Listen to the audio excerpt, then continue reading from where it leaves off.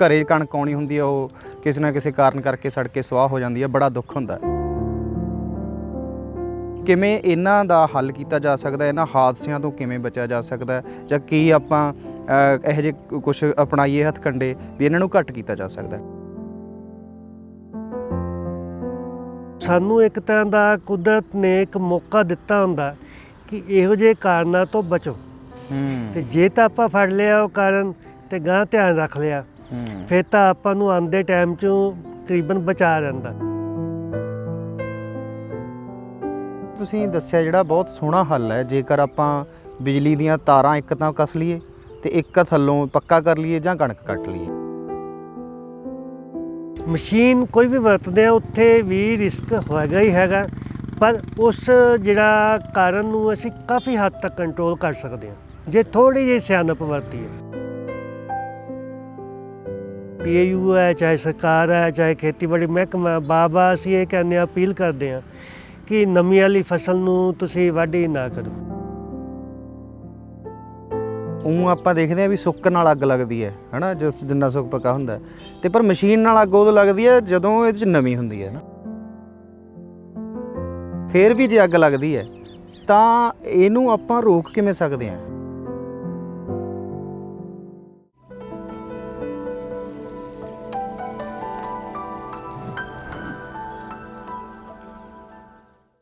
ਸਤਿ ਸ਼੍ਰੀ ਅਕਾਲ ਜੀ ਸਾਰਿਆਂ ਨੂੰ। ਪੰਜਾਬ ਦੇ ਵਿੱਚ ਹੁਣ ਕਣਕ ਦੀ ਜਿਹੜੀ ਵਾਢੀ ਆ ਉਹ ਚੱਲ ਰਹੀ ਹੈ, ਪਰ ਇਸ ਦੇ ਨਾਲ ਆਪਾਂ ਖਬਰਾਂ ਸੁਣਦੇ ਹਾਂ ਕਿ ਫਲਾਣੇ ਜਗ੍ਹਾ ਅੱਗ ਲੱਗ ਗਈ ਹੈ, ਜਾਂ ਕਿਸੇ ਦੇ ਤਾਂ ਵਿਚਾਰੇ ਦੇ ਆਪ ਦੀ ਜ਼ਮੀਨ ਨਹੀਂ ਹੁੰਦੀ, ਠੇਕੇ 'ਤੇ ਲਈ ਹੁੰਦੀ ਹੈ, ਤੇ ਉਹ ਸਾਰੀ ਦੀ ਸਾਰੀ ਸੜ ਕੇ ਸੁਆਹ ਹੋ ਜਾਂਦੀ ਹੈ। 6 ਮਹੀਨੇ 5 ਮਹੀਨੇ ਮਿਹਨਤ ਦਾ ਜਿਹੜਾ ਅੰਤ ਆਉਂਦਾ, ਜਦੋਂ ਕਿ ਉਹ ਘਰੇ ਕਣਕ ਆਉਣੀ ਹੁੰਦੀ ਹੈ ਉਹ ਕਿਸੇ ਨਾ ਕਿਸੇ ਕਾਰਨ ਕਰਕੇ ਸੜ ਕੇ ਸੁਆਹ ਹੋ ਜਾਂਦੀ ਹੈ। ਬੜਾ ਦੁੱਖ ਹੁੰਦਾ। ਅੱਜ ਅਸੀਂ ਆਏ ਹਾਂ ਪੰਜਾਬ ਖੇਤੀਬਾੜੀ ਯੂਨੀਵਰਸਿਟੀ, ਤੇ ਇੱਥੇ ਗੱਲਬਾਤ ਕਰਾਂਗੇ ਡਾਕਟਰ ਨਰੇਸ਼ ਕੁਮਾਰ ਸ਼ਨੂਜਾ ਜੀ ਹੁਣਾਂ ਨਾਲ, ਜਿਹੜੇ ਕਿ ਸਾਨੂੰ ਦੱਸਣਗੇ ਕਿਵੇਂ ਇਹਨਾਂ ਦਾ ਹੱਲ ਕੀਤਾ ਜਾ ਸਕਦਾ, ਇਹਨਾਂ ਹਾਦਸਿਆਂ ਤੋਂ ਕਿਵੇਂ ਬਚਿਆ ਜਾ ਸਕਦਾ, ਜਾਂ ਕੀ ਆਪਾਂ ਇਹੋ ਜਿਹੇ ਕੁਛ ਅਪਣਾਈਏ ਹੱਥਕੰਡੇ ਵੀ ਇਹਨਾਂ ਨੂੰ ਘੱਟ ਕੀਤਾ ਜਾ ਸਕਦਾ। ਡਾਕਟਰ ਸਾਹਿਬ ਸਤਿ ਸ਼੍ਰੀ ਅਕਾਲ ਜੀ। ਸਤਿ ਸ਼੍ਰੀ ਅਕਾਲ ਜੀ। ਡਾਕਟਰ ਸਾਹਿਬ, ਪਹਿਲਾਂ ਤਾਂ ਤੁਹਾਡੇ ਨਾਲ ਮੈਨੂੰ ਮਿਲ ਕੇ ਵਧੀਆ ਲੱਗਿਆ ਵੀ ਆਮ ਗੱਲਬਾਤ ਕਰਾਂਗੇ, ਕਿਉਂਕਿ ਜਿਹੜੇ ਆਪਣੇ ਕਿਸਾਨ ਭਰਾ ਹੈ ਸਾਰੇ, ਇਹਨਾਂ ਨੂੰ ਇਹਨਾਂ ਦੀ ਬੋਲੀ ਦੇ ਵਿੱਚ ਹੀ ਐਂ ਜਿਹਾ ਲੱਗੇ ਵੀ ਕੋਈ ਡਾਕਟਰ ਗੱਲ ਕਰ ਰਹੇ ਆ ਤੇ ਪਤਾ ਨਹੀਂ ਕੀ ਗੱਲ ਕਰਨਗੇ, ਤਾਂ ਹੀ ਆਪਾਂ ਕਣਕ 'ਚ ਆ ਕੇ ਬੈਠੇ ਹਾਂ। ਨਹੀਂ ਜੀ, ਬਹੁਤ ਵਧੀਆ। ਅਸੀਂ ਵੀ ਸਾਰਾ ਪਿੰਡਾਂ 'ਚੋਂ ਹੀ ਨਿਕਲ ਕੇ ਆਏ ਹਾਂ, ਪਿੰਡਾਂ ਦੇ ਵਿੱਚ ਹੀ ਸਾਰਾ ਕੰਮਕਾਰ ਕਰਦੇ ਹਾਂ। ਖੇਤੀ ਦਾ ਕੰਮ ਤਾਂ ਉਸ ਤੋਂ ਬਿਨਾਂ ਹੋ ਹੀ ਨਹੀਂ ਸਕਦਾ। ਬਿਲਕੁਲ। ਇਸ ਕਰਕੇ ਲੋਕਾਂ ਦੇ ਵਿੱਚ ਹੀ ਵਿਚਰਦੇ ਹੋਏ ਲੋਕਾਂ ਵਾਕਾਂ ਦੀ ਸਾਰੀ ਗੱਲਬਾਤ ਰਹਿੰਦੀ ਹੈ। ਡਾਕਟਰ ਸਾਹਿਬ, ਮੈਂ ਇਹ ਪੁੱਛਣਾ ਸੀਗਾ ਤੁਹਾਨੂੰ, ਜਿਹੜਾ ਕਿ ਪਹਿਲਾ ਸਵਾਲ ਇਹੀ ਹੈ ਵੀ ਖੇਤੀਬਾੜੀ 'ਚ ਹਾਦਸੇ ਬਹੁਤ ਹੁੰਦੇ ਆ, ਕੱਲਾ ਅੱਗ ਦਾ ਹੀ ਨਹੀਂ, ਹੋਰ ਵੀ ਹਾਦਸੇ ਹੁੰਦੇ ਆ। ਇਹਨਾਂ ਬਾਰੇ ਦੱਸੋ ਮਾੜਾ ਜਾਓ, ਕੀ ਕਿਹੜੇ? ਦੇਖੋ, ਜਦੋਂ ਆਪਾਂ ਕੋਈ ਵੀ ਕੰਮ ਧੰਦਾ ਕਰਦੇ ਹਾਂ, ਖਾਸ ਤੌਰ 'ਤੇ ਖੇਤੀ ਦੀ ਗੱਲ ਕਰੀਏ, ਹਾਦਸੇ ਤਾਂ ਹਰ ਕੰਮ 'ਚ ਹੁੰਦੇ ਨੇ। ਹਾਦਸੇ ਦਾ ਭਾਵ ਇਹ ਹੈ ਕਿ ਆਪਾਂ ਉਸ ਤਰੀਕੇ ਨਾਲ ਘਟਨਾ ਵਾਪਰ ਗਈ ਜਿਹੜੀ ਆਪਾਂ ਚਾਹੁੰਦੇ ਨਹੀਂ ਸੀਗੇ। ਤੇ ਚਾਹੁੰਦੇ ਕਿਉਂ ਨਹੀਂ ਸੀ? ਕਿਉਂਕਿ ਉਹਦਾ ਕੋਈ ਨਾ ਕੋਈ ਮਾੜਾ ਨਤੀਜਾ ਸੀ। ਬਿਲਕੁਲ।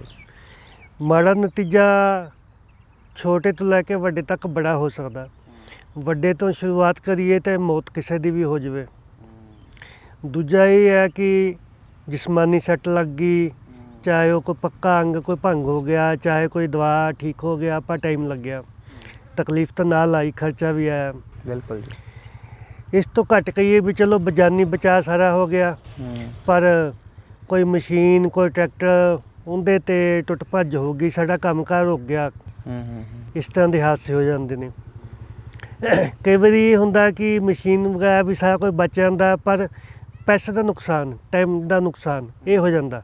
ਜਿਵੇਂ ਸੜਕ ਦੇ ਉੱਤੇ ਕੋਈ ਤੂੜੀ ਵਾਲੀ ਟਰਾਲੀ ਜਾ ਰਹੀ ਹੈ, ਕਈ ਵਾਰੀ ਪਲਟ ਜਾਂਦੀ ਹੈ, ਨਾ ਕੋਈ ਸੱਟ ਫੇਟ ਲੱਗੀ, ਨਾ ਕੋਈ ਟਰੈਕਟਰ ਟਰਾਲੀ ਦਾ ਨੁਕਸਾਨ ਹੋਇਆ, ਪਰ 2 ਦਿਨ ਟਰਾਲੀ ਟਰੈਕਟਰ ਬੰਨਿਆ ਗਿਆ, ਪਿੰਡੋਂ ਬੰਦੇ ਹੋ ਵੀ ਬੁਲਾਣੇ ਪਏ, ਕੰਮਕਾਰ ਸਾਰਾ ਰੁਕ ਗਿਆ।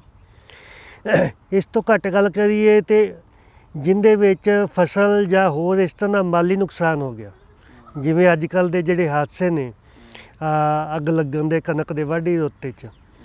ਸੋ ਇਹ ਨਹੀਂ, ਕਈ ਵਾਰੀ ਇਹ ਵੀ ਹੁੰਦਾ ਕਿ ਸਾਰਾ ਕੁਝ ਬਚ ਜਾਂਦਾ, ਪਰ ਸਾਨੂੰ ਇੱਕ ਤਰ੍ਹਾਂ ਦਾ ਕੁਦਰਤ ਨੇ ਇੱਕ ਮੌਕਾ ਦਿੱਤਾ ਹੁੰਦਾ ਕਿ ਇਹੋ ਜਿਹੇ ਕਾਰਨਾਂ ਤੋਂ ਬਚੋ। ਤੇ ਜੇ ਤਾਂ ਆਪਾਂ ਫੜ ਲਿਆ ਉਹ ਕਾਰਨ ਤੇ ਗਾਂ ਧਿਆਨ ਰੱਖ ਲਿਆ, ਫਿਰ ਤਾਂ ਆਪਾਂ ਨੂੰ ਆਉਂਦੇ ਟਾਈਮ 'ਚੋਂ ਤਕਰੀਬਨ ਬਚਾ ਰਹਿੰਦਾ। ਪਰ ਜੇ ਆਪਾਂ ਨਹੀਂ ਧਿਆਨ ਦਿੱਤਾ, ਨਹੀਂ ਇਸ ਚੀਜ਼ ਦੀ ਸੋਚ ਵਿਚਾਰ ਕੀਤਾ, ਜਾਂ ਕੋਈ ਕਾਰਨ ਨੂੰ ਘੋਖ ਪੜਤਾਲ ਕੀਤੀ, ਫਿਰ ਉਹ ਕਾਰਨ ਬਾਬਾ ਬੰਦਾ ਤੇ ਕੋਈ ਜੂਈ ਨਹੀਂ ਵੀ ਦੂਜੀ ਤੀਜੀ ਵਾਰੀ ਅਸੀਂ ਉਹਨੇ ਕਿਸਮਤ ਵਾਲੇ ਹੋਈਏ। ਬੜੇ ਹਾਦਸੇ ਹੁੰਦੇ ਆ ਸੜਕ ਦੇ ਉੱਤੇ, ਟਰੈਕਟਰ ਦੇ, ਟਰਾਲੀ ਦੇ, ਖੂਹੀਆਂ ਦੇ ਵਿੱਚ, ਬਰਸਾਤਾਂ ਦੇ ਮੌਸਮ 'ਚ ਗੈਸ ਦੇ, ਕਈ ਤਰ੍ਹਾਂ ਦੇ ਹਾਦਸੇ ਆ। ਥ੍ਰੈਸ਼ਰ ਦੇ ਹਾਦਸੇ ਹੋ ਜਾਂਦੇ ਆ, ਮਸ਼ੀਨਾਂ 'ਚ ਕਈ ਵਾਰੀ ਪ੍ਰੋਬਲਮ ਆ ਜਾਂਦੀ ਹੈ। ਪਰ ਜਿਹੜੇ ਅੱਜ ਕੱਲ੍ਹ ਦੇ ਸੀਜ਼ਨ ਦੀ ਅਗਰ ਗੱਲ ਕਰੀਏ ਤਾਂ ਜ਼ਿਆਦਾਤਰ ਹਾਦਸੇ ਜਿਹੜੇ ਨੇ ਉਹ ਵੀ ਥੋੜ੍ਹੀ ਮਿਕਦਾਰ ਨਹੀਂ, ਕਾਫੀ ਮਿਕਦਾਰ 'ਚ ਵੀ ਜਿਹੜੇ ਕਣਕ ਜਾਂ ਨਾੜ ਉਹਦਾ ਅੱਗ ਲੱਗ ਕੇ ਨੁਕਸਾਨ ਹੋ ਜਾਂਦਾ। ਅਤੇ ਕਈ ਵਾਰੀ ਉਸ ਨੁਕਸਾਨ ਦੇ ਨਾਲ ਕੋਈ ਨਾ ਕੋਈ ਟਰੈਕਟਰ ਮਸ਼ੀਨ ਵੀ ਲਪੇਟ 'ਚ ਆ ਜਾਂਦੀ ਹੈ। ਕਈ ਵਾਰੀ ਕੰਮ ਕਰਨ ਵਾਲੇ ਬੰਦੇ ਵੀ ਉਸ ਦੀ ਲਪੇਟ 'ਚ ਆ ਜਾਂਦੇ। ਬਿਲਕੁਲ ਜੀ, ਬਿਲਕੁਲ। ਬਾਕੀ ਜਿਹੜਾ ਉਹ ਕਣਕ ਦਾ ਨੁਕਸਾਨ ਹੁੰਦਾ ਸਾਰਾ ਉਹ ਵੱਖਰਾ ਨਾ, ਉਹ ਵੱਖਰਾ। ਡਾਕਟਰ ਸਾਹਿਬ ਕੀ ਕਾਰਨ ਬਣਦਾ ਜੇਕਰ ਆਪਾਂ ਸਿਰਫ ਹੁਣ ਬਹੁਤ ਲੰਬੀ ਗੱਲ ਹੈ ਇਹ, ਹੈ ਨਾ, ਆਪਾਂ ਇਹ ਮੁੱਕਣੀ ਨਹੀਂ ਕਿ ਹਾਦਸੇ ਕਈ ਤਰ੍ਹਾਂ ਦੇ ਹੁੰਦੇ ਆ, ਸੱਪ ਵੀ ਲੜ ਜਾਂਦਾ ਕਈ ਵਾਰੀ, ਹੈ ਨਾ, ਜਾਂ ਕੁਛ ਟਰੈਕਟਰ ਤੋਂ ਕੋਈ, ਜਾਂ ਕਈ ਵਾਰੀ ਮਸ਼ੀਨ 'ਚ ਕਈ ਹੱਥ ਵਿਚਾਰਿਆਂ ਦਾ, ਕਈ ਕਿਸਾਨਾਂ ਦਾ ਵੱਢਿਆ ਜਾਂਦਾ। ਆਪਾਂ ਸਿਰਫ ਅੱਗ ਦੀ ਗੱਲ ਕਰੀਏ, ਕਿਉਂਕਿ ਇਹਨਾਂ ਦਿਨਾਂ ਦੇ ਵਿੱਚ ਆ ਕੇ ਨਾ ਇਹ ਮਹਿਸੂਸ ਕਰਨ ਲੱਗ ਜਾਂਦੇ ਆ ਸਾਰੇ ਵੀ ਕਿਤੇ ਨਾ ਕਿਤੋਂ ਖਬਰ ਆ ਹੀ ਲਓ ਅੱਗ ਲੱਗਣ ਦੀ, ਰੋਜ਼ ਆਉਂਦੀ ਹੈ ਜੀ, ਰੋਜ਼ ਅਖਬਾਰ ਚੱਕੀ ਆਉਂਦੀ। ਉਹ ਮੈਂ ਚਾਹਣਾਗਾ ਵੀ ਜੀ ਇਹਦੇ 'ਚ ਸਾਨੂੰ ਤੁਸੀਂ ਇਹ ਦੱਸੋ ਵੀ ਕਾਰਨ ਕਿਹੜੇ ਬਣਦੇ ਆ। ਜਿਵੇਂ ਤੁਸੀਂ ਬਹੁਤ ਕਮਾਲ ਦੀ ਗੱਲ ਕੀਤੀ ਸੀ ਵੀ ਕੁਦਰਤ ਆਪਾਂ ਨੂੰ ਮੌਕਾ ਦਿੰਦੀ ਹੈ, ਜੇ ਆਪਾਂ ਸੰਭਾਲ ਲਿਆ ਤਾਂ ਆਪਾਂ ਬਚ ਜਾਂਗੇ। ਫਿਰ ਜਿਹੜੇ ਕਾਰਨ ਇਹਦੇ 'ਚ ਬਣਦੇ ਆ, ਸਾਨੂੰ ਕਾਰਨ ਦੱਸੋ ਤਾਂ ਜੋ ਆਪਾਂ ਇਸ ਦਾ ਹੱਲ ਪਹਿਲਾਂ ਆਪਾਂ ਨੂੰ ਕਾਰਨ ਪਤਾ ਹੋਣਾ। ਬਿਲਕੁਲ ਜੀ, ਬਿਲਕੁਲ। ਜਿਹੜਾ ਕੋਈ ਵੀ ਹਾਦਸਾ ਅਸੀਂ ਉਹਦਾ ਉਪਰਾਲਾ ਤਾਂ ਹੀ ਵਧੀਆ ਤਰੀਕੇ ਨਾਲ ਕਰ ਸਕਦੇ ਹਾਂ ਜੇ ਸਾਨੂੰ ਉਹਦੇ ਕਾਰਨਾਂ ਦੀ ਸਮਝ ਆ ਜਾਵੇ। ਜਦੋਂ ਤੱਕ ਕਾਰਨਾਂ ਦੀ ਸਮਝ ਨਹੀਂ ਜਾਂ ਸਾਨੂੰ ਉਹਦੀ ਲੋੜ ਹੀ ਨਹੀਂ ਮਹਿਸੂਸ ਹੁੰਦੀ, ਉਨੀ ਦੇਰ ਤੱਕ ਆਪਾਂ ਕਿਸੇ ਜੋਗੇ ਨਹੀਂ ਗੇ। ਜਿਹੜੇ ਹਾਦਸੇ ਨੇ ਕਣਕ ਦੀ ਵਾਢੀ ਵੇਲੇ, ਇਹ ਅੱਜ ਕੱਲ੍ਹ ਅਪ੍ਰੈਲ ਮਈ ਦੇ ਮਹੀਨੇ 'ਚ ਸਾਰੇ ਨਜ਼ਰ ਆਉਣਗੇ। ਅਖਬਾਰ ਰੋਜ਼ ਹੀ ਕੋਈ ਨਾ ਕੋਈ ਪਾਸੇ ਦੀ ਖਬਰ ਲੱਗੀ ਹੋਏਗੀ, ਕਿਤੇ 10 ਖੇਤ ਦਾ ਨੁਕਸਾਨ ਹੋ ਗਿਆ, ਕਿਤੇ 20, ਕਈ ਵਾਰੀ 100-200 ਖੇਤ ਦਾ ਵੀ ਹੁੰਦਾ। ਅੱਗ ਲੱਗ ਗਈ, ਫੈਲਦੀ ਗਈ, ਕਣਕ ਸੜ ਗਈ, ਦਾਣਿਆਂ ਨੁਕਸਾਨ, ਤੂੜੀ ਸੜ ਗਈ। ਕਈ ਵਾਰੀ ਟਰੈਕਟਰ, ਟਰਾਲੀ, ਹੋਰ ਮਸ਼ੀਨ ਜਿਹੜੀ ਹੈ ਕੰਬਾਈਨ ਜਾਂ ਕੋਈ ਹੋਰ, ਉਹ ਖੇਤ ਦੇ ਵਿੱਚ ਉਹ ਵੀ ਲਪੇਟ 'ਚ ਆ ਜਾਂਦੀ ਹੈ। ਕਈ ਵਾਰੀ ਅੱਗ ਬੁਝਾਉਂਦਿਆਂ ਦਾ ਕੰਮ ਕਰਦਿਆਂ ਜਾਂ ਕਿਸੇ ਕਾਰਨ ਕਰਕੇ ਕਈ ਵਾਰੀ ਇਹ ਵੀ ਪੜ੍ਹਨ 'ਚ ਆਉਂਦਾ ਕਿ ਬੰਦਿਆਂ ਨੁਕਸਾਨ ਹੋ ਗਿਆ, ਅੱਗ ਦੀ ਲਪੇਟ 'ਚ ਆ ਗਿਆ, ਉਸ ਕਰਕੇ ਜਿਹੜੀ ਇਹ ਸੱਟ ਫੇਟ ਲੱਗ ਗਈ। ਪਰ ਕਾਰਨ ਇਹਦਾ ਇਹ ਹੈ ਵੀ ਕੁਛ ਤਾਂ ਜਿਹੜਾ ਆਪਾਂ ਨੂੰ ਕੁਦਰਤ ਨੇ ਬੜਾ ਕੁਝ ਦਿੱਤਾ। ਜਿਵੇਂ ਕਣਕ ਦੀ ਜਿਹੜੀ ਫਸਲ ਪੱਕਦੀ ਹੈ ਉਹ ਅਪ੍ਰੈਲ ਮਈ ਦੇ ਮਹੀਨੇ 'ਚ ਜਾ ਕੇ ਪੱਕਦੀ ਹੈ ਅਤੇ ਆਪਾਂ ਵਾਢੀ ਕਰਕੇ ਅਤੇ ਮੰਡੀ 'ਚ ਲੈ ਕੇ ਜਾਂਦੇ ਹਾਂ। ਕਿਸਾਨ ਬੜਾ ਖੁਸ਼ ਹੁੰਦਾ ਕਿ ਉਹਦੀ ਪੂਰੀ ਜਿਹੜੀ ਮਿਹਨਤ ਆ ਉਹ ਆਪਾਂ ਨੂੰ ਦੂਰ ਤੱਕ ਸੋਨੇ ਦੇ ਰੰਗ ਵਾਕਣ, ਉਹਨੂੰ ਸੋਨੇ ਵਾਕਣ ਜਾਪਦੀ ਉਹਦੀ ਮਿਹਨਤ ਜਦੋਂ ਕਣਕ ਪੱਕੀ ਹੁੰਦੀ ਹੈ। ਪਰ ਜਿਹੜਾ ਇਸ ਟਾਈਮ ਦਾ ਕਣਕ ਪੱਕਣ ਵਾਸਤੇ ਆਪਾਂ ਨੂੰ ਪਤਾ ਕਿ ਪਾਣੀ ਬੰਦ ਕਰਤਾ ਹੁੰਦਾ, ਜ਼ਮੀਨ ਖੁਸ਼ਕ ਹੋ ਗਈ, ਮੌਸਮ 'ਚ ਤਾਪਮਾਨ ਵੱਧ ਗਿਆ, ਗਰਮੀ ਵੱਧ ਗਈ, ਫਸਲ ਪੱਕ ਕੇ ਸੁੱਕ ਰਹੀ ਹੈ। ਜਿਹੜਾ ਤਾਪਮਾਨ ਅਗਰ ਅੱਜ ਕੱਲ੍ਹ ਆਪਾਂ ਦੇਖੀਏ ਤਾਂ 40 ਡਿਗਰੀ ਦੇ ਆਸ-ਪਾਸ, 35, 40, 42, 45 ਤੱਕ ਪਹੁੰਚਿਆ ਹੈ। ਬਿਲਕੁਲ ਜੀ। ਨਵੀਂ ਹਵਾ ਦੇ ਵਿੱਚ ਤਕਰੀਬਨ ਘੱਟੋ ਘੱਟ ਜਮਾਂ ਹੀ ਸੁੱਕਾ ਸਭ ਪਾਸੇ। ਸੋ ਇਹਦੇ ਵਿੱਚ ਜੇ ਕਿਸੇ ਵੀ ਕਾਰਨ ਕਰਕੇ ਕੋਈ ਚਿੰਗਾਰੀ ਆ ਗਈ, ਚਾਹੇ ਮਾਚਿਸ ਤੋਂ ਆ ਗਈ, ਚਾਹੇ ਕੋਈ ਤਾਂ ਦੀ ਚਿੰਗਿਆੜੀ ਤੋਂ ਆ ਗਈ, ਚਾਹੇ ਕੋਈ ਮਸ਼ੀਨ ਦੇ ਵਿੱਚੋਂ ਬਣ ਗਈ, ਜੇ ਉਹ ਕਣਕ ਨੂੰ ਪੈ ਗਈ ਅਤੇ ਸੁੱਕੇ ਬਾਲਣ ਵਾਕਣ ਨੂੰ ਅੱਗ ਲੱਗਣੀ ਹੈ। ਅਤੇ ਨਾਲ ਹੀ ਜਿੱਥੇ ਗਰਮੀ ਹੈ ਉੱਥੇ ਅੱਜ ਕੱਲ੍ਹ ਅਗਰ ਤੁਸੀਂ ਧਿਆਨ ਦਿਓਗੇ ਹਰ ਸਾਲ ਇਸ ਮੌਸਮ 'ਚ ਜਾ ਕੇ ਜਿਹੜੀ ਹਵਾ ਹੈ ਉਹ ਤੇਜ਼ ਹੋ ਜਾਂਦੀ ਹੈ। ਉਹ ਵੀ ਇਸੇ ਕਰਕੇ ਕਿਉਂਕਿ ਸਭ ਪਾਸੇ ਕਰੀਬਨ ਪੂਰਾ ਹੀ ਖੇਤ, ਫਸਲਾਂ ਸਭ ਸੁੱਕੀਆਂ ਆਈਆਂ। ਹਵਾ ਦੀ ਗਤੀ ਵੀ ਆਮ ਤੌਰ 'ਤੇ ਇਸ ਮੌਸਮ ਤੇਜ਼ ਹੋਏਗੀ, ਨਾਲੇ ਝੱਖੜ ਵੱਕਣ ਕਈ ਵਾਰੀ ਹੋ ਜਾਂਦੀ ਹੈ, ਜਿਹਦੇ 'ਚ ਪਤਾ ਨਹੀਂ ਲੱਗਦਾ ਕਿ ਹੁਣ ਇੱਕ ਪਾਸੇ ਨੂੰ ਵਗ ਰਹੀ ਹੈ, 2 ਮਿੰਟਾਂ ਬਾਅਦ ਹੀ ਆਉਂਦੀ ਰੁੱਖ ਕਈ ਵਾਰੀ ਬਿਲਕੁਲ ਹੀ ਉਲਟੇ ਪਾਸੇ ਵਗਣ ਲੱਗ ਪੈਂਦਾ।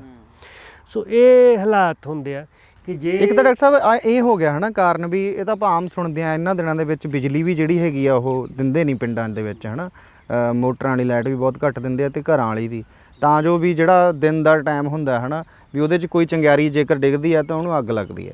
ਇਹ ਤਾਂ ਚਲੋ ਆਪਾਂ ਮੇਨ ਕਾਰਨ ਮੰਨਦੇ ਹਾਂ। ਉਸ ਤੋਂ ਬਾਅਦ ਕੋਈ ਜਿੱਦਾਂ ਕੋਈ ਦਿਹਾੜੀਆ ਜਾਂ ਕੋਈ ਹੋਰ ਮਜ਼ਦੂਰ ਉਹ ਕੋਈ ਬੀੜੀ ਬੱਤੀ ਲਾਉਂਦਾ, ਉਹਦੇ ਨਾਲ ਵੀ ਕਾਰਨ ਹੋ ਸਕਦਾ।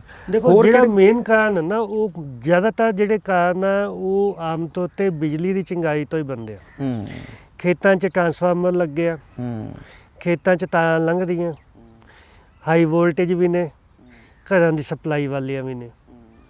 ਜੇ ਕਿਸੇ ਕਾਰਨ ਕਰਕੇ ਤਾਰ ਦਾ ਜੋੜ ਕੱਚਾ ਤੇ ਉੱਥੇ ਸਪਾਰਕਿੰਗ ਹੁੰਦੀ ਹੈ, ਜਾਂ ਲਾਈਟ ਆਈ ਉੱਥੇ ਫਿਊਜ਼ ਦੀਆਂ ਤਾਰਾਂ ਜਾਂ ਜੋੜ ਕੱਚੇ ਨੇ, ਸਪਾਰਕਿੰਗ ਹੋ ਜਾਂਦੀ ਹੈ। ਓਵਰਲੋਡ ਹੋ ਗਿਆ ਤਾਂ ਚਿੰਗਾਰੀ ਨਿਕਲ ਆਉਂਦੀ ਹੈ। ਕਈ ਵਾਰੀ ਤਾਰਾਂ ਨੀਵੀਆਂ ਨੇ, ਕੰਬਾਈਨ ਜਾਂ ਹੋਰ ਮਸ਼ੀਨ ਚਲਦਿਆਂ ਆ ਕੋਲੋਂ ਕੰਮ ਕਰਨ ਲੱਗਦੀ ਹੈ ਤੇ ਤਾਰ ਨੂੰ ਟੱਚ ਕਰ ਜਾਂਦੀ ਹੈ। ਹਵਾ ਚੱਲ ਰਹੀ ਹੈ, ਤਾਰਾਂ ਢਿੱਲੀਆਂ ਨੇ, ਆਪਸ 'ਚ ਪੰਛੀ ਬਹਿ ਗਏ ਜਾਂ ਕੋਈ ਬੱਚਿਆਂ ਨੇ ਪਤੰਗ ਵਗੈਰਾ ਉਡਾਈ, ਉੱਤੇ ਚਲੀ ਗਈ, ਕਿਸੇ ਵੀ ਕਾਰਨ ਕਰਕੇ ਤਾਰਾਂ ਸ਼ਾਰਟ ਹੋ ਗਈਆਂ। ਜੇ ਚਿੰਗਾਰੀ ਪੈਣੀ ਹੈ ਤੇ ਚਿੰਗਾਰੀ ਨੇ ਨੀਚੇ ਡਿੱਗਣਾ। ਜੇ ਤਾਂ ਥੱਲੇ ਸਾਫ ਸੁਥਰੀ ਜ਼ਮੀਨ ਆ, ਥੱਲੇ ਕੁਛ ਵੀ ਇਸ ਤਰ੍ਹਾਂ ਦਾ ਅੱਗ ਮਚਣ ਵਾਸਤੇ ਹੈ ਨਹੀਂ ਗਾ, ਸਾਫ ਜਗ੍ਹਾ, ਕੋਈ ਘਾਹ ਫੂਸ ਵੀ ਸੁੱਕਾ ਹੈ ਨਹੀਂ, ਫਸਲ ਵੀ ਹੈ ਨਹੀਂ, ਫਿਰ ਤਾਂ ਬਚਾਏ। ਜਾਂ ਜਿਵੇਂ ਟਰਾਂਸਫਾਰਮਰ ਲੱਗਿਆ, ਕਈ ਥਾਵਾਂ ਤੁਹਾਨੂੰ ਦੇਖਣ 'ਚ ਆਏਗਾ ਕਿ ਟਰਾਂਸਫਾਰਮਰ ਦੇ ਨੀਚੇ ਬਜਰੀ ਵਗੈਰਾ ਪਾ ਕੇ ਪੱਕਾ ਫਰਸ਼ ਕਰਤਾ ਹੁੰਦਾ, ਕਿਉਂਕਿ ਉਹਦੇ ਵਿੱਚੋਂ ਨਾ ਤਾਂ ਘਾਹ ਫੂਸ ਨਿਕਲੇਗਾ, ਨਾਲੇ ਉਨੀ ਥਾਂ ਦੇ 'ਚ ਕਣਕ ਵਗੈਰਾ ਜਿਹੜੀ ਬਿਜਾਈ ਹੁੰਦੀ ਨਹੀਂ, ਨਾ ਹੀ ਝੋਨੇ ਦੇ ਵਿੱਚ ਪਾਣੀ ਪੂਣੀ ਖੜਿਆ ਹੋਣ ਵਾਲਾ ਤਾਂ ਦੇ ਥੱਲੇ ਵਾਲਾ ਕੰਮ ਹੈ, ਕਿਉਂਕਿ ਘੰਟੇ ਵਾਲਾ ਵੀ ਕਾਰਨ ਬਣ ਜਾਂਦਾ। ਸੋ ਇਹਦੇ ਵਿੱਚ ਜੇ ਚੰਗਾਈ ਡਿੱਗ ਵੀ ਗਈ ਤਾਂ ਪੱਕੀ ਥਾਂ ਡਿੱਗੀ।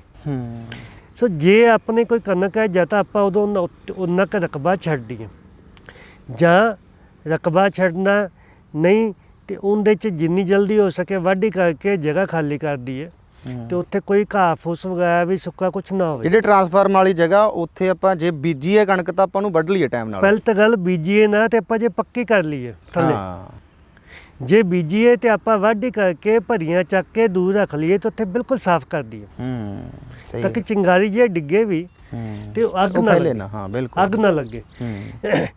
ਜਿਹੜੇ ਜੋੜ ਨੇ ਆਪਾਂ ਨੂੰ ਪਤਾ ਹੁੰਦਾ ਬਿਜਲੀ ਵਗੈਰਾ ਦੀ ਤਾਰ ਲੰਘਦੇ ਆ, ਜੇ ਆਪਾਂ ਨੂੰ ਲੱਗਦਾ ਤੇ ਆਪਾਂ ਬਿਲਕੁਲ ਹੀ ਮੌਸਮ ਆਉਣ ਤੋਂ ਪਹਿਲੇ ਹੀ ਇਹੋ ਜਿਹੀਆਂ ਥਾਵਾਂ ਨੂੰ ਪੱਕੇ ਕਰਾ ਲਈਏ, ਤਾਰ ਢੇਲੀਆਂ ਕਸਵਾ ਲਈਏ।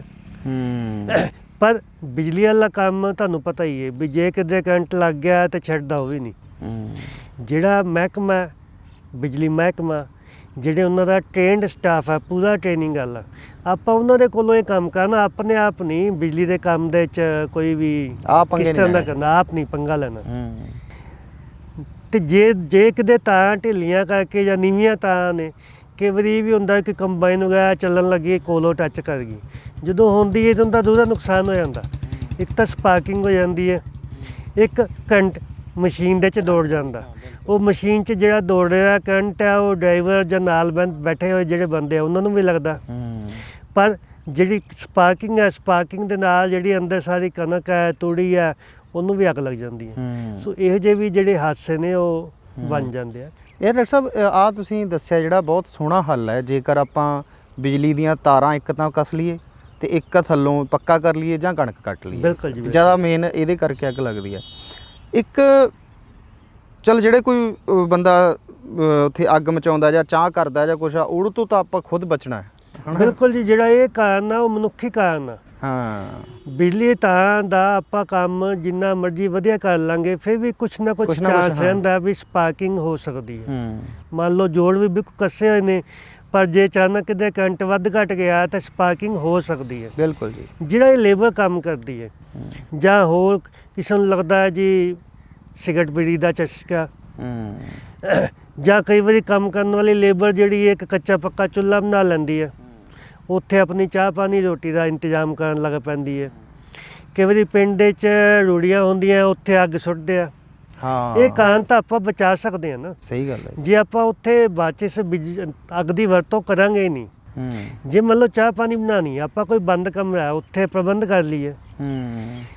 ਜਦੋਂ ਆਪਾਂ ਕੰਮ ਕਰ ਲਿਆ, ਪਾਣੀ ਪਾ ਕੇ ਚੰਗੀ ਤਰ੍ਹਾਂ ਇਹ ਯਕੀਨੀ ਕਰ ਲਈਏ ਕਿ ਅੱਗ ਬੁਝ ਗਈ ਹੈ, ਕਿਉਂਕਿ ਜਦੋਂ ਵਾਪਰ ਦੀ ਮਾੜੀ ਮੋਟੀ ਹਵਾ ਆਈ, ਉਹਨੇ ਜੇ ਥੱਲੇ ਸਵਾਹ ਦੇ ਥੱਲੇ ਵੀ ਅੱਗ ਆ ਗਈ ਤਾਂ ਉਹਨੇ ਚੱਕ ਕੇ ਖਿਲਾਰ ਦੇਣੀ ਹੈ। ਬਿਲਕੁਲ। ਤੇ ਜਿੱਥੇ ਵੀ ਚਲੀ ਗਈ ਉੱਥੇ ਅੱਗ ਲੱਗ ਗਈ ਤੇ ਫਿਰ ਕੰਟਰੋਲ ਤੋਂ ਬਾਹਰ ਹੈਗਾ, ਫਿਰ ਆਪਾਂ ਪਿੱਛੇ ਤੇ ਅੱਗ ਇੰਨੀ ਤੇਜ਼ੀ ਨਾਲ ਫੈਲਦੀ ਹੈ। ਆਪਣੇ ਖੇਤ ਵੀ, ਆਪਣੇ ਗੁਆਂਢੀਆਂ ਦੇ ਖੇਤ ਵੀ, ਕਈ ਵਾਰੀ ਪੂਰਾ ਪਿੰਡ ਦੇ ਨਾਲ ਦਾ ਪਿੰਡ ਵੀ ਲਪੇਟ 'ਚ ਆਇਆ ਹੁੰਦਾ, ਇੰਨਾ ਨੁਕਸਾਨ ਹੁੰਦਾ। ਡਾਕਟਰ ਸਾਹਿਬ ਇਹ ਕਾਰਨ ਹੋ ਗਿਆ, ਹੋਰ ਵੀ ਕਾਰਨ ਹੈਗੇ ਆ ਇਹਦੇ, ਜਿਵੇਂ ਕਿ ਮਸ਼ੀਨਾਂ ਨਾਲ?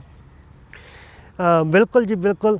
ਦੇਖੋ ਮਸ਼ੀਨਾਂ ਆਪਾਂ ਵਰਤਦੇ ਆ, ਜਿਹੜੀ ਵਾਢੀ ਏ ਤੇ ਗਹਾਈ ਆ, ਉਹਦੇ ਵਾਸਤੇ ਆਪਾਂ ਜ਼ਿਆਦਾਤਰ ਰਕਬਾ ਤਾਂ ਕੰਬਾਈਨ ਵਰਤਦੇ ਆ। ਜਿੰਨਾ ਵਾਢੀ ਵੀ ਗਹਾਈ ਵੀ ਦੋਵੇਂ ਕੰਮ ਹੋ ਜਾਂਦੇ ਆ।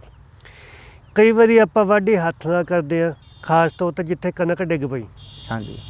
ਪਰ ਆਪਾਂ ਜਿਹੜੀ ਗਹਾਈ ਹੈ ਉਹ ਥ੍ਰੈਸ਼ਰ ਦੇ ਨਾਲ ਕਰਦੇ ਆ।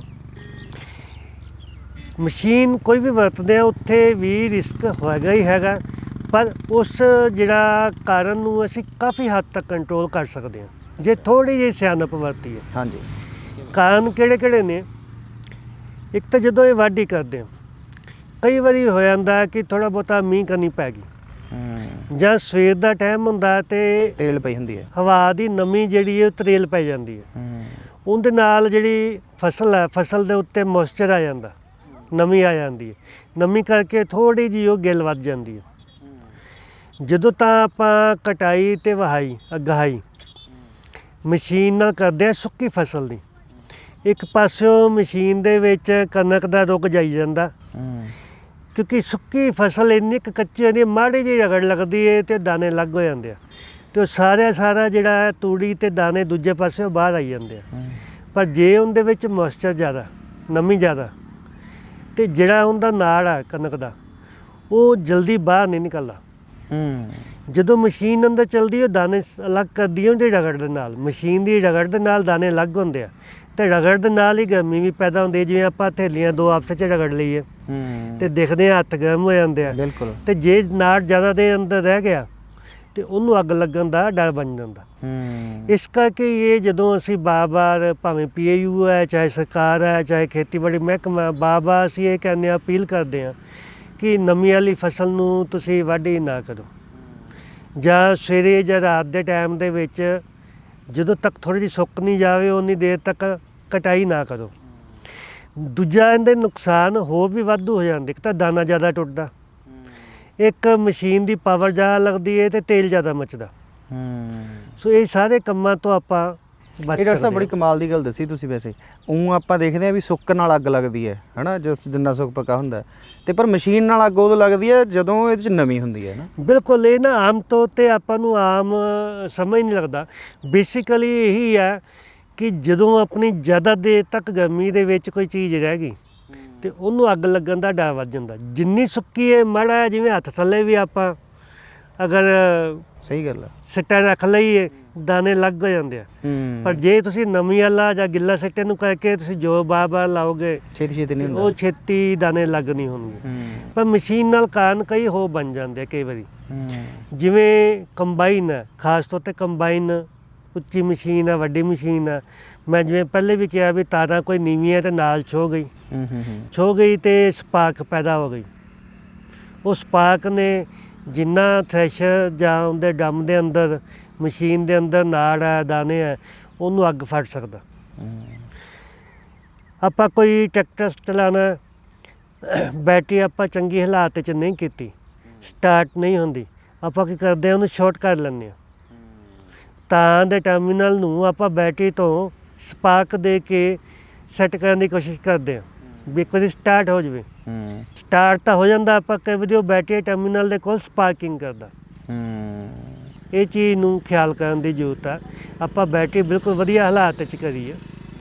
ਇਸੇ ਤਰੀਕੇ ਨਾਲ ਜਦੋਂ ਆਪਾਂ ਮਸ਼ੀਨ ਵਰਤਦੇ ਹਾਂ, ਉਹਦੀ ਸਾਂਭ ਸੰਭਾਲ, ਜਦੋਂ ਆਪਾਂ ਕਟਾਈ ਗਹਾਈ ਕਰਦੇ ਹਾਂ, ਬਹੁਤ ਸਾਰਾ ਬਿਲਕੁਲ ਬਰੀਕ ਬੂਰੇ ਵਰਗਾ ਜਿਹੜਾ ਰਹਿੰਦ ਖੂੰਹਦ ਦਾ ਉਹ ਹਵਾ 'ਚ ਉੱਡਦਾ, ਆਪਾਂ ਨੂੰ ਸਾਹ ਲੈਣਾ ਵੀ ਔਖਾ ਹੁੰਦਾ, ਆਪਾਂ ਮੂੰਹ ਵਗੈਰਾ ਬੰਨ੍ਹ ਲੈਂਦੇ ਹਾਂ, ਉਹ ਬਰਾਦਾ ਸਾਰਾ ਮਸ਼ੀਨ ਦੇ ਉੱਪਰ ਵੀ ਪਿਆ ਹੁੰਦਾ।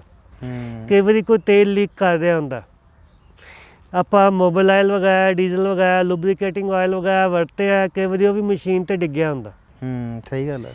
ਇੰਜਨ ਹੈ, ਇੰਜਨ ਦੇ ਵਿੱਚ ਚਾਹੇ ਉਹ ਟਰੈਕਟਰ ਦਾ ਇੰਜਨ ਹੈ, ਚਾਹੇ ਕੋਈ ਵੈਸੇ ਕੰਬਾਈਨ ਦਾ ਇੰਜਨ ਹੈ, ਚਾਹੇ ਥ੍ਰੈਸ਼ਰ ਨੂੰ ਆਪਾਂ ਇੰਜਨ ਨਾਲ ਚਲਾ ਲਿਆ, ਆਪਾਂ ਤਾਂ ਉਹਦੇ ਵਿੱਚ ਡੀਜ਼ਲ ਮਚਾ ਰਹੇ ਹਾਂ। ਡੀਜ਼ਲ ਮੱਚ ਕੇ ਨਾ ਸਿਰਫ ਪਾਵਰ ਦੇ ਰਿਹਾ ਬਲਕਿ ਬਹੁਤ ਸਾਰੀ ਅੱਗ ਪੈਦਾ ਕਰ ਰਿਹਾ, ਅਤੇ ਡੀਜ਼ਲ ਗਰਮ ਕਰ ਦਿੰਦਾ ਇੰਜਨ ਨੂੰ। ਆਪਾਂ ਹੱਥ ਵੀ ਨਹੀਂ ਲਾ ਸਕਦੇ ਇੰਜਨ ਨੂੰ, ਇੰਨਾ ਗਰਮ ਹੁੰਦਾ ਸੜਦਾ। ਅਤੇ ਜੇ ਉੱਥੇ ਕੋਈ ਫਸਲ ਨੂੰ ਟੱਚ ਕਰ ਗਏ ਜਾਂ ਬਰਾਦਾ ਜਾਂ ਤੇਲ ਉੱਤੇ ਡਿੱਗਿਆ ਪਿਆ, ਆਪਾਂ ਸਾਫ਼ ਸਫਾਈ ਨਹੀਂ ਕਰਦੇ, ਉਹਨੂੰ ਅੱਗ ਲੱਗਣ ਦੇ ਬਹੁਤ ਜ਼ਿਆਦਾ ਚਾਂਸ ਹੈ।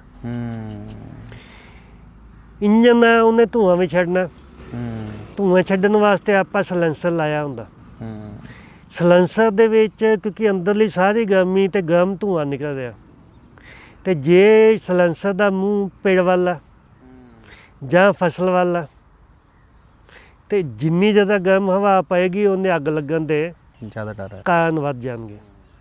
ਤੇ ਜੇ ਉਹਦਾ ਮੂੰਹ ਅਸੀਂ ਉੱਪਰ ਨੂੰ ਜਾਂ ਦੂਜੇ ਪਾਸੇ ਵੱਲ ਨੂੰ ਕਰ ਦਈਏ, ਉਹਦੀ ਫਿਟਿੰਗ ਹੀ ਇਸ ਤਰ੍ਹਾਂ ਕਰੀਏ ਜਾਂ ਵਰਤਣ ਦਾ ਢੰਗ ਇਸ ਤਰ੍ਹਾਂ ਕਰ ਲਈਏ, ਫਿਰ ਕਈ ਵਾਰੀ ਕੀ ਹੁੰਦਾ ਕਿ ਜੇ ਆਪਣਾ ਇੰਜਨ ਸਹੀ ਤਰੀਕੇ ਨਾਲ ਰੱਖ ਰਖਾਓ ਨਹੀਂ ਹੈ, ਮੇਨਟੇਨ ਨਹੀਂ ਕੀਤਾ, ਆਪਾਂ ਥੋੜ੍ਹਾ ਜਿਹਾ ਤਾਂ ਖਰਚਾ ਬਚਾ ਲਿਆ ਵੀ ਮਕੈਨਿਕ ਕੋਲ ਜਾਵਾਂਗੇ, ਸਾਫ਼ ਸਫਾਈ ਕਰੇਗਾ, ਤੇਲ ਪਾਣੀ ਬਦਲੇਗਾ, ਆਪਾਂ ਬਚਾ ਲਈਏ। ਪਰ ਉਹ ਜਿਹਾ ਇੰਜਨ ਕਈ ਵਾਰੀ ਸਲੈਂਸਰ 'ਚੋਂ ਸਪਾਰਕ ਛੱਡਦਾ, ਚਿੰਗਾਰੀ ਛੱਡਦਾ, ਅਤੇ ਚਿੰਗਾਰੀ ਤਾਂ ਸਿੱਧਾ ਕਿੱਧਰ ਵੀ ਫਸਲ ਵੱਲ ਨੂੰ ਗਈ, ਦਾਣੇ ਵੱਲ ਨੂੰ ਗਈ, ਉਹਨੇ ਅੱਗ ਕਰਨੀ ਹੈ। ਸਹੀ ਗੱਲ। ਉਹਦੇ ਵਾਸਤੇ ਇਹ ਹੈ ਵੀ ਨਾ ਸਿਰਫ ਅਸੀਂ ਮਕੈਨਿਕ ਨੂੰ ਦਿਖਾ ਕੇ ਸੀਜ਼ਨ ਤੋਂ ਪਹਿਲੇ ਉਹਨੂੰ ਸੈੱਟ ਕਰਾ ਲਈਏ, ਬਲਕਿ ਇਹੋ ਜਿਹੇ ਇੰਜਨ ਦੇ ਉੱਤੇ ਇੱਕ ਪੁਰਜਾ ਲੱਗਦਾ ਸਲੈਂਸਰ ਦੇ। ਅੱਛਾ ਜੀ। ਉਹ ਸਲੈਂਸਰ ਦੇ ਉੱਤੇ ਪੁਰਜੇ ਨੂੰ ਅਸੀਂ ਕਹਿੰਦੇ ਸਪਾਰਕ ਅਰੈਸਟਰ। ਅੱਛਾ। ਵੀ ਜੇ ਕੋਈ ਚਿੰਗਾਰੀ ਨਿਕਲੇਗੀ ਤਾਂ ਉਹਨੂੰ ਅਰੈਸਟ ਕਰ ਲੈਂਦਾ, ਜਿਵੇਂ ਪੁਲਿਸ ਵਾਲੇ ਕਿਸੇ ਮੁਲਜ਼ਮ ਨੂੰ ਅਰੈਸਟ ਕਰਦੇ ਫੜ ਕੇ ਰੱਖ ਲਿਆ, ਉਹਨੂੰ ਚਿੰਗਾਰੀ ਨੂੰ ਬਾਹਰ ਨਹੀਂ ਆਉਣ ਦਿੰਦਾ, ਉਹ ਸਲੈਂਸਰ ਦੇ ਮੂੰਹ ਦੇ ਉੱਪਰ ਲੱਗਦਾ। ਇਹ ਵੀ ਵਧੀਆ, ਕੋਈ ਖਾਸ ਖਰਚਾ ਨਹੀਂ, ਪਰ ਜੇ ਆਪਾਂ ਦੇਖੀਏ ਨੁਕਸਾਨ ਕਿੰਨਾ ਹੋਣਾ। ਸਹੀ ਗੱਲ ਹੈ। ਅਤੇ ਜੇ ਆਪਾਂ ਅਦਰਵਾਈਜ਼ ਤਾਂ ਆਪਾਂ ਨੂੰ 500 ਰੁਪਇਆ ਵੀ ਖਰਚਾ ਵੱਧਦਾ, ਵੀ ਬੜਾ ਕਿੱਥੇ ਕੀ ਕਰਨਾ ਆਪਾਂ, ਪਰ ਜੇ ਆਪਾਂ ਨੁਕਸਾਨ ਦੇਖਾਂਗੇ ਤਾਂ ਨੁਕਸਾਨ ਦੇ ਮੁਕਾਬਲੇ ਕੋਈ ਖਰਚਾ ਨਹੀਂ। ਸਾਨੂੰ ਇਹ ਪੱਕਾ ਯਕੀਨੀ ਕਰ ਦਿੰਦਾ ਕਿ ਇਹਦੇ 'ਚ ਇਸ ਤਰ੍ਹਾਂ ਦਾ ਕਾਰਨ ਨਹੀਂ ਬਣੇਗਾ। ਸੋ ਇਹ ਕੁਛ ਇਸ ਤਰ੍ਹਾਂ ਦੇ ਕਾਰਨ ਨੇ ਜਿਹੜੇ ਮਸ਼ੀਨਾਂ ਤੋਂ ਹੋ ਸਕਦੇ ਆ, ਪਰ ਅਸੀਂ ਉਹਨਾਂ ਦੀ ਸਹੀ ਤਰੀਕੇ ਨਾਲ ਵਰਤੋਂ ਆਪਾਂ ਹੱਲ ਕੱਢ ਸਕਦੇ ਜਾਂ ਉਹਨਾਂ ਦੇ ਰੱਖ ਰਖਾਵ ਕਰਕੇ ਆਪਾਂ ਉਹ ਕਾਰਨਾਂ ਨੂੰ ਹੀ ਖਤਮ ਕਰ ਸਕਦੇ ਹਾਂ। ਬਿਲਕੁਲ ਬਿਲਕੁਲ। ਹੋਰ ਵੀ ਕਾਰਨ ਹੈਗਾ ਡਾਕਟਰ ਸਾਹਿਬ ਕੋਈ? ਦੇਖੋ ਕਾਰਨ ਤਾਂ ਕਈ ਹੋ ਜਾਂਦੇ ਆ। ਅੱਛਾ। ਬੇਸਿਕਲੀ ਜਿਵੇਂ ਮੈਂ ਕਿਹਾ ਕੁਛ ਤਾਂ ਹਾਲਾਤ ਹੈ, ਮੌਸਮ ਕੁਦਰਤੀ ਪੱਕਣੀ ਹੈ ਫਸਲ ਤਾਂ ਮੌਸਮ ਗਰਮ ਹੀ ਚਾਹੀਦਾ। ਜਿੱਦਾਂ ਆਪਾਂ ਕਹਿਣਾ ਵੀ ਚੰਗਿਆਰੀ ਹੋਊਗੀ ਜਾਂ ਅੱਗ ਲੱਗਣ, ਆਪਾਂ ਕੋਈ ਬੀੜੀ ਬੱਤੀ ਵਾਲਾ ਬੰਦਾ ਜਾਂ ਚਾਹ ਬਣਾਉਣ ਵਾਲਾ ਚੁੱਲ੍ਹੇ ਵਾਲਾ, ਜਾਂ ਜਿਵੇਂ ਹੁਣ ਤੁਸੀਂ ਬਹੁਤ ਵਧੀਆ ਗੱਲਾਂ ਦੱਸੀਆਂ ਮਸ਼ੀਨਾਂ ਵਾਲੀਆਂ, ਇਹਦਾ ਚਲੋ ਆਪਾਂ ਕਾਰਨਾਂ ਬਾਰੇ ਗੱਲਾਂ ਬਾਤਾਂ ਕੀਤੀਆਂ। ਰੱਬ ਨਾ ਕਰੇ ਜੇਕਰ ਫਿਰ ਵੀ, ਕਿਉਂਕਿ ਇਹ ਤਾਂ ਰੱਬ ਦੇ ਹੱਥ ਹੈ, ਕੁਝ ਵੀ ਹੋ ਸਕਦਾ, ਫਿਰ ਵੀ ਜੇ ਅੱਗ ਲੱਗਦੀ ਹੈ ਤਾਂ ਇਹਨੂੰ ਆਪਾਂ ਰੋਕ ਕਿਵੇਂ ਸਕਦੇ ਹਾਂ? ਹੁਣ ਆਪਾਂ ਇਹ ਗੱਲ ਕਰਨੀ ਬੜੀ ਜ਼ਰੂਰੀ ਹੈ। ਦੇਖੋ ਦੋ ਗੱਲਾਂ ਹੁੰਦੀਆਂ, ਇੱਕ ਤਾਂ ਹੁੰਦਾ ਵੀ ਹਾਦਸਾ ਇਹੋ ਜਿਹਾ ਹੋਵੇ ਹੀ ਨਾ, ਆਪਾਂ ਉਹਦੇ ਕਾਰਨਾਂ ਨੂੰ ਖਤਮ ਕਰੀ ਜਾਈਏ।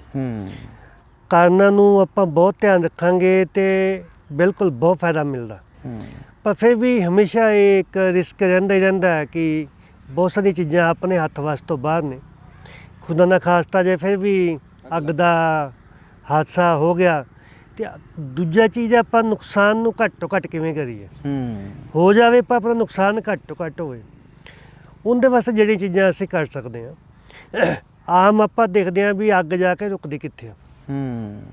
ਜੇ ਕੋਈ ਵੀ ਕੁਛ ਨਹੀਂ ਕਰ ਰਿਹਾ ਤਾਂ ਵੀ ਜਾ ਕੇ ਜਿੱਥੇ ਸੜਕ ਆ ਉੱਥੇ ਰੁਕਦੀ ਆ, ਕੋਈ ਕੱਚਾ ਪੱਕਾ ਰਾਹ ਹੈ, ਜਿੱਥੇ ਉਹਨੂੰ ਨਾਲ ਦਾ ਖੇਤ ਕੋਲ ਅੱਗ ਲੱਗਣ ਦਾ ਬਾਲਣ ਦੇ ਤੌਰ 'ਤੇ ਕਣਕ ਨਹੀਂ ਮਿਲੀ, ਰਾਹ ਚੌੜਾ ਹੁੰਦਾ, ਸੇਕ ਦੂਜੇ ਖੇਤ ਤੱਕ ਨਹੀਂ ਪਹੁੰਚਦਾ, ਉੱਥੇ ਆ ਕੇ ਰੁਕਦੀ ਹੈ।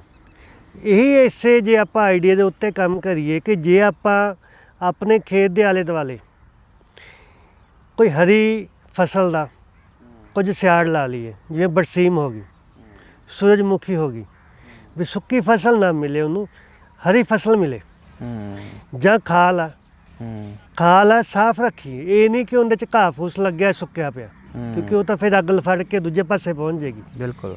ਖਾਲ ਦੇ 'ਚ ਪਾਣੀ ਲਾ ਕੇ ਉਹਨੂੰ ਗਿੱਲ ਕਰ ਦਈਏ, ਪਾਣੀ ਭਰ ਕੇ ਰੱਖਣ ਦੀ ਜ਼ਰੂਰਤ ਨਹੀਂ, ਉਹਨੂੰ ਗਿੱਲ ਕਰ ਦਈਏ, ਕਿਉਂਕਿ ਜੇ ਅੱਗ ਲੱਗੂਗੀ ਤਾਂ ਉਹ ਗਿੱਲੇ ਖਾਲ ਦੇ ਕੋਲ ਆ ਕੇ ਰੁਕੇਗੀ। ਇਸੇ ਤਰੀਕੇ ਦੇ ਨਾਲ ਕਈ ਜ਼ਿਮੀਂਦਾਰ ਭਰਾ ਕਰਦੇ ਨੇ ਕਿ ਜੇ ਟਾਈਮ ਮਿਲਦਾ ਤਾਂ ਫਟਾਫਟ ਤਵੀਆਂ ਜਾਂ ਕੋਈ ਹੱਲ ਟਰੈਕਟਰ ਦੇ ਮਗਰ ਪਾ ਕੇ ਅਤੇ ਕਿਸੇ ਇੱਕ ਪਾਸੇ ਨੂੰ ਆਪਾਂ ਖੇਤ ਨੂੰ ਵਾਹ ਦਿੰਦੇ ਹਾਂ ਵੀ ਉੱਥੇ ਅੱਗ ਟੱਪ ਕੇ ਨਾ ਜਾ ਸਕੇ, ਜੇ ਟਾਈਮ ਮਿਲੇ। ਪਰ ਆਮ ਤੌਰ 'ਤੇ ਇਹਦੇ ਵਿੱਚ ਅੱਗ ਬੜੀ ਤੇਜ਼ੀ ਨਾਲ ਫੈਲਦੀ ਹੈ, ਉਦੋਂ ਨਹੀਂ ਮਿਲਦੀ।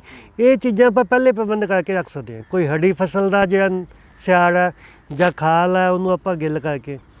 ਇਸ ਤੋਂ ਇਲਾਵਾ ਆਪਾਂ ਸਾਰੇ ਰਲ ਮਿਲ ਕੇ ਸਾਂਝੇ ਤੌਰ 'ਤੇ, ਜੇ ਆਪਾਂ ਨੂੰ ਫਾਇਰ ਬ੍ਰਿਗੇਡ ਦਾ ਫ਼ੋਨ ਨੰਬਰ ਪਤਾ, ਆਪਾਂ ਅਨਾਊਂਸਮੈਂਟ ਵਾਸਤੇ ਗੁਰਦੁਆਰਾ ਮੰਦਿਰ ਜਾਂ ਕੋਈ ਵੀ ਆਪਣੇ ਕੋਲ ਸਾਧਨ ਹੈ ਪਿੰਡ 'ਚ, ਕੋਈ ਜ਼ਰੂਰਤ ਪੈ ਗਈ ਸਾਰਾ ਪਿੰਡ ਇੱਕ ਦੂਜੇ ਦੀ ਹੈਲਪ ਕਰ ਸਕਦਾ।